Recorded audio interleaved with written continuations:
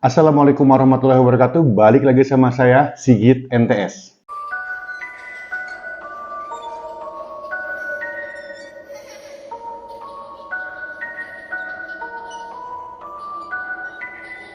Dalam video kali ini saya akan bahas tentang salah satu kasus yang terjadi di Indonesia, tepatnya di Denpasar, Bali. Tapi sebelum lanjut ke kasusnya, jangan lupa subscribe, like, komen, share, dan nyalain juga notifikasinya biar kalian tahu kalau saya upload video terbaru. Kasus ini menimpa kepada seorang wanita cantik, pegawai salah satu bank terkenal di Indonesia. Dan kasus ini dilatar belakangi oleh perampokan yang berujung dengan penghilangan nyawa, Mang. Dia adalah Niputu Widyastuti, atau lebih dikenal dengan nama Tuti, berusia 24 tahun, merupakan seorang warga Jalan Kertanegara, Desa Ubung Kaja, Denpasar Barat. Tuti dikenal sebagai sosok yang baik, sopan, dan mandiri. Tuti ini bekerja sebagai teller di sebuah bank ternama yang berada di kota Denpasar. Dan Tuti ini memiliki seorang pacar yang berinisial Y. Kita akan panggil saja dia Yogi, yang merupakan bukan nama yang sebenarnya. Kemudian pada tanggal 28 Desember tahun 2012, sekitar jam 8:30 pagi, salah seorang pegawai bank yang merupakan rekan kerja Tuti merasa heran nih, karena Tuti itu nggak kunjung datang untuk masuk kerja. Ia merasa khawatir dan takut terjadi apa-apa dengan Tuti. Kemudian ia langsung nih menghubungi Yogi melalui DM di media sosial dan menanyakan kabar serta meminta tolong kepada pacarnya Tuti agar mengecek keadaan Tuti. Karena sampai dengan jam 8:30 Tuti ini belum datang nih ke kantor. Dan HP-nya juga tidak bisa dihubungi sejak tadi pagi. Mendapat kabar seperti itu dari rekannya Tuti, Yogi ini langsung nih ikut merasa khawatir dan memutuskan untuk mendatangi rumah Tuti. Sesampainya di sana, pagar rumah Tuti ini dalam kondisi yang terbuka lebar, Mang. Jadi seperti sudah ada orang yang keluar dari rumah Tuti. Selain itu, Yogi juga tidak melihat nih motor Tuti yang biasanya digunakan untuk pergi bekerja.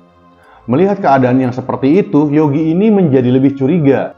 Kemudian Yogi pun masuk ke dalam rumah Tuti melalui pintu depan, Mang. Yang kebetulan pintu tersebut memang tidak terkunci.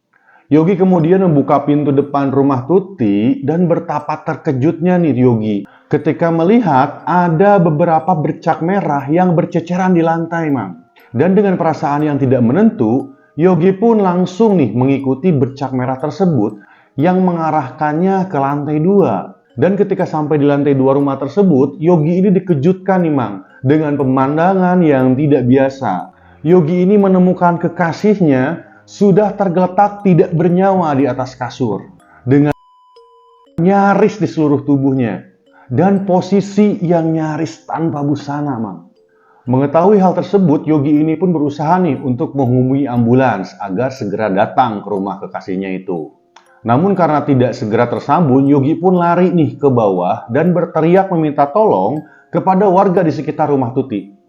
Warga yang mendengar teriakan itu segera berlarian nih menuju rumah Tuti. Dan setelah melihat langsung penemuan tersebut, salah satu warga bergegas nih menghubungi pihak kepolisian.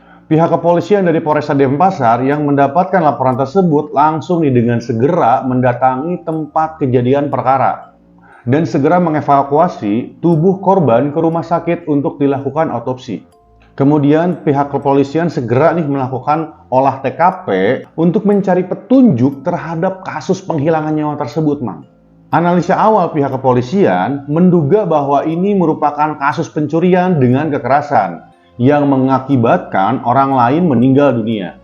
Hal tersebut dikuatkan oleh banyaknya barang-barang dari rumah tersebut yang hilang, Mang. Seperti sepeda motor, dompet, perhiasan, dan sejumlah uang tunai. Pihak kepolisian juga memastikan nih bahwa tidak ada unsur kekerasan seksual dalam kasus ini. Pihak kepolisian kemudian melakukan penyelidikan dengan mengecek rekaman CCTV yang ada di sekitar lokasi kejadian.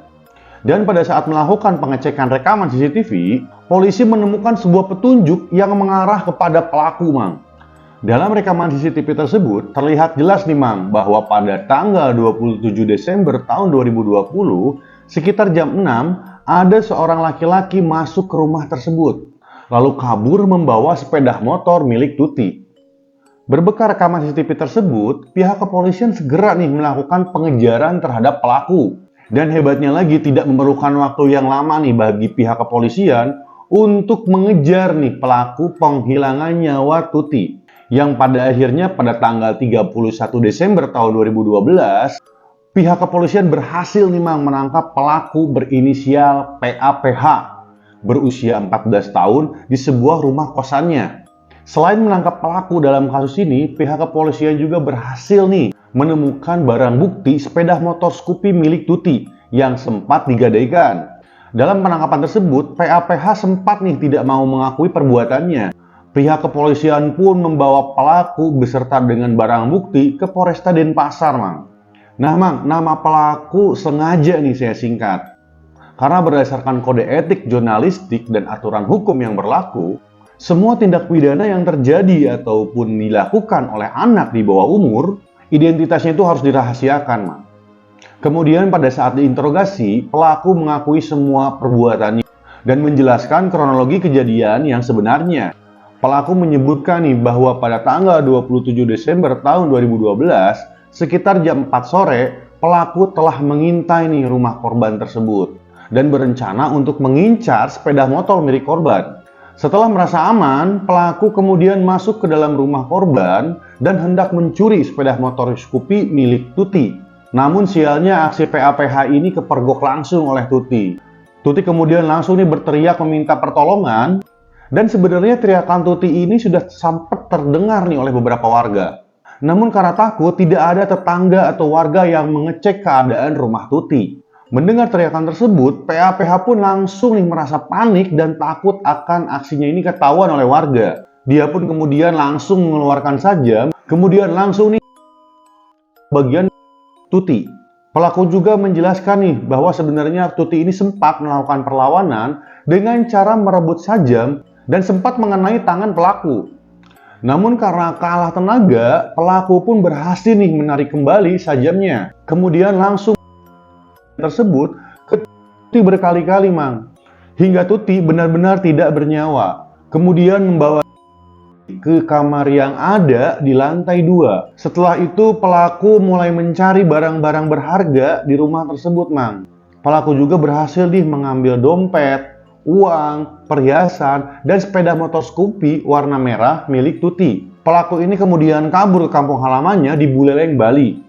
Dan untuk motifnya sendiri, dia mengatakan nih sebenarnya pelaku ini hanya ingin mencuri saja dan sama sekali tidak berniat untuk melakukan penghilangan nyawa terhadap korban. Namun karena aksinya ketahuan dan panik, ia pun terpaksa nih menghilangkan nyawa korban hingga meninggal dunia. Pada tanggal 28 Januari tahun 2021, Majelis Hakim menjatuhkan vonis hukuman penjara selama 7 tahun 6 bulan terhadap pelaku PAPH. Oke, Mang, itulah sebuah kasus penghilangan nyawa yang menimpa Niputu Widyastuti, Mang. Saya berharap kasus seperti ini tidak akan pernah terulang kembali, dan semoga orang-orang yang ditinggalkan diberikan ketabahan, serta doa terbaik nih untuk korban Niputu Widyastuti. Amin ya robbal alamin. Dari kasus ini mengajarkan kita nih bahwa kita harus tetap waspada, berhati-hati terhadap siapapun, Mang. Karena kejahatan itu bisa terjadi bukan karena ada niat pelaku, tapi juga terjadi karena adanya kesempatan. Sekian video dari saya, thanks banget udah nonton sampai habis. Wassalamualaikum warahmatullahi wabarakatuh and bye-bye.